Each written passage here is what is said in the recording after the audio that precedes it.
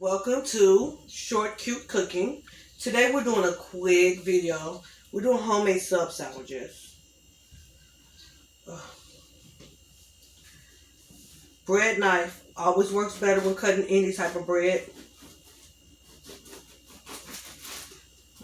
These are not regular ones that you would just make. And we try to make it taste like the ones you'll get from the restaurant. So we got our mayo, we got our Italian dressing, lettuce, bell pepper, onions, sliced cucumber, black olives, everything you want on your sandwich. You didn't get the black olives out. Yeah, I see you looking. You didn't get them out. My mom was cutting lettuce. I'm just saying you didn't get them out. But we are using them. I always get the French bread. Most sub sandwiches, they take the bread out. So it'll be hollow when you close it. We don't do that. I just press it down. Because I'm like, there's nothing else to do with the bread but make bread pudding. There's not enough bread accumulated to even make pudding with. So let's not waste it at all. And I just press it down. It doesn't matter what type of mayo you use. I use Duke's or Hellmann's or what's on sale. I never use the generic kind because it tastes funny to me. So if that's the kind you use, go ahead. By all means, use it.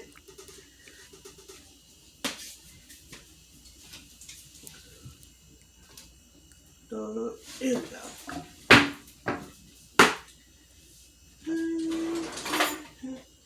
Where my cute little spatula I just bought? There we go. So first thing we do is we add the mayo to the bread. So if you put any oils or anything, it doesn't seep through and make the bread soggy. So the mayo does serve a purpose besides for taste. And using regular mayo instead of Miracle Whip. Miracle Whip has the actual tangy zip to it. So it's not going to taste the same if you use Miracle Whip. Mayo has a very pliable taste to it. So it's not exactly bland, but it's not overpowering. So that's what makes it work great on sandwiches. What you doing, provolone cheese, lady? These are all my meats. We got provolone cheese, we got Colby Jack cheese, we got pepperoni, salami, bologna, ham, turkey, Colby Jack cheese. So we got all these different meats. We're not putting every piece of meat on the sandwich because it will overwhelm and it'll be too much going on. So you won't be able to actually taste how good the sandwich is. So we're just gonna do 3 meats and 1 cheese. So you want cheese on top and bottom, or you want cheese? Are you toasting this? You're not toasting it, just go ahead and eat. Okay.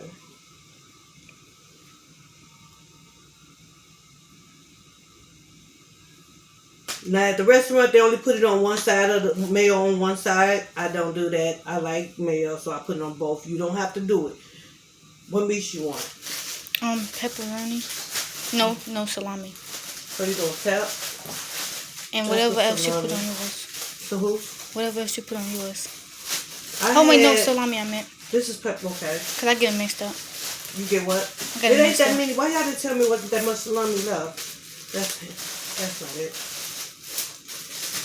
I could have sorted these at least when I came in here. So we're gonna do.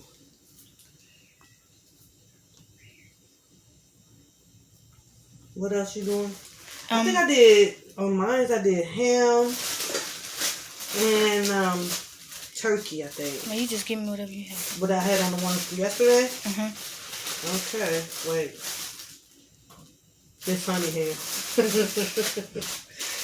We use a regular boiled ham, regular cooked ham, and regular cooked oven roasted turkey breast.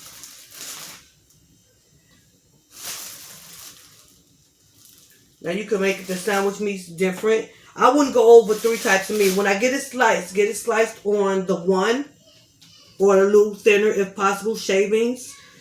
Because the thinner the meat is, the more it blends with the rest of the meats that you put on there. It will not be overpowering to each other. It will it will go really well. Oh, that little boy. I'm sorry about the noise. Those are my neighbors. Okay, now we add the toppings. What do you want on yours? So you want lettuce? Now that I'm in here, I can watch how many olives y'all use. I used that whole can last time. Had like 7 olives on my sandwich. I had to share. That's enough lettuce? Mhm. You want some cucumber? Just these two. These are a little thicker than the last ones. Okay. I use red onions because it's a different flavor than regular onion. It's still an onion. It's just not extremely, it's not a really, really harsh onion flavor to it. That's enough. And you want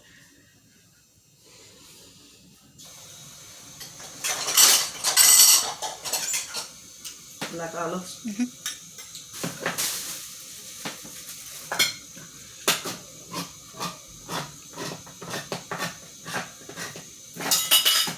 Now with your leftover, anything can be repurposed, so don't get upset if you have more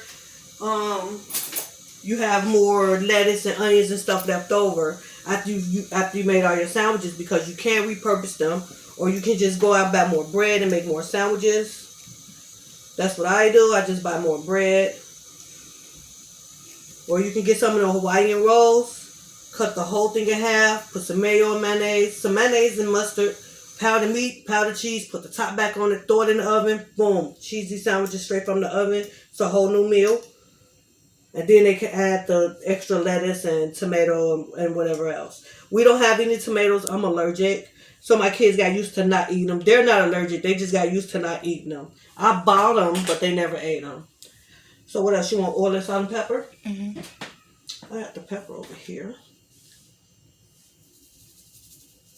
I used to buy the sub oil.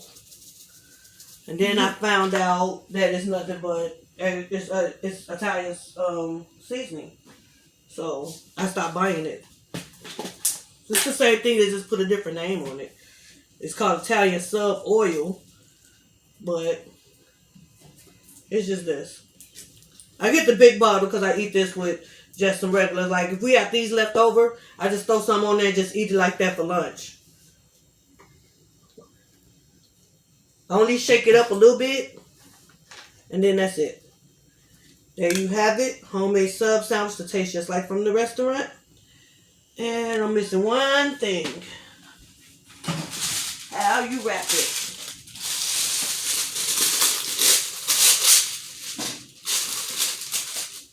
Easy way to wrap it if you don't put your wax sheet down first. Cover it. Slip it under it.